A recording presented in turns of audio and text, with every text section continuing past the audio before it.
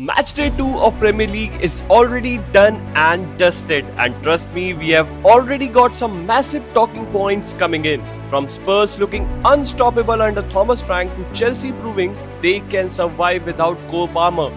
There is so much to unpack. So in this video, we are diving into 5 big takeaways from the second round of Premier League. Let's get straight into it.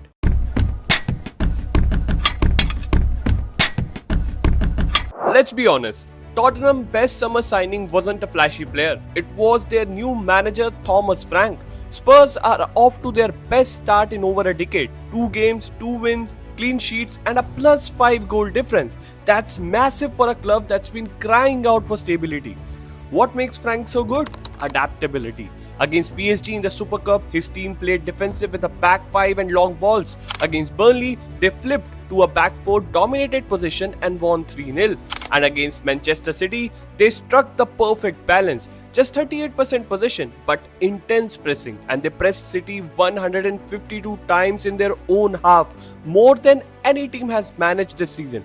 Frank has now beaten Pep Guardiola with 2 different clubs, Brentford and Spurs, something only Mourinho and Conte have ever done. That is an elite company. And honestly, Spurs fans now believe they can beat anyone on their day. Ask me. Next up, Chelsea. Now we all know Cole Palmer is their superstar, their most influential player. But in that 5-1 demolition of West Ham, Chelsea proved they are not a one-man team. 18-year-old Estevao was thrown into the starting 11 just 20 minutes before kickoff after Palmer got injured in the warm-up.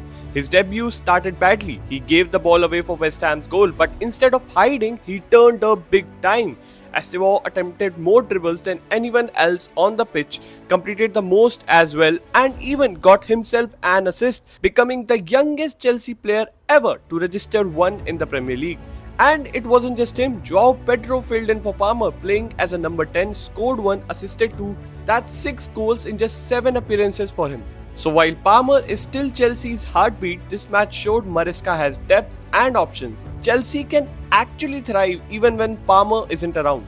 Let's talk about one of the most surprising headlines, Jack Grealish at Everton. When City loaned him out, nobody really fought for his signature, but Everton snapped him up, and in just his debut at their new Hill Dickinson Stadium, he looked like the star they have been missing. He grabbed 2 assists in the first 52 minutes against Brighton. To put that in perspective, that's as many as he had in the last 2 entire Premier League seasons at City combined. And Everton knew it. Over 50% of their attacking play went through him on that left flank. For a team that has been struggling for goals for years, scoring just 34, 40 and 42 in the last 3 seasons, Grealish could finally be the one to push them past the 50 goal mark for the first time since 2019. If he stays fit and motivated, he could completely change Everton's season. On paper, losing 3-2 to Liverpool at home might not look like the end of the world, but for Newcastle, this could sting for a long time. They fought hard, but came out with nothing. And worse, they lost key players in the process. Anthony Gordon's red card means a 3-match suspension, Sandro Tonali went off injured, Joe Linton limped out, and even Fabian Schär had to come off with a head knock. That's potentially 4 key players missing, and the timing couldn't be worse. They've got Wolves, Leeds, Bournemouth and Arsenal coming up. Even with a full strength squad, those fixtures would be tough, but with a depleted team, this could turn into a defining stretch for their season. Every season, we expect newly promoted clubs to struggle, but this time it has flipped. Sunderland, Burnley and Leeds, all promoted this season, already have wins on the board. In fact, they all sit mid-table, away from the relegation zone. That is bad news for the usual strugglers, because this time they can't rely on promoted teams keeping them safe. And right now, the 2 clubs in massive danger are West Ham and Wolves.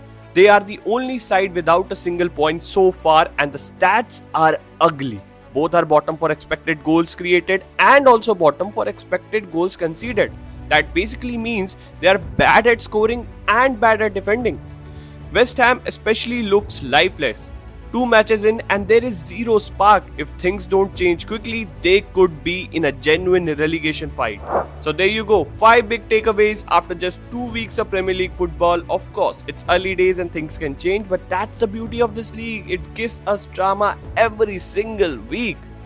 What do you think? Is Thomas Frank really Spurs' best signing? Can Grealish revive Everton, or are West Ham doomed already? Drop your thoughts in the comments, hit that like button if you enjoyed the video, and don't forget to subscribe for more Premier League content all season long. See you next time.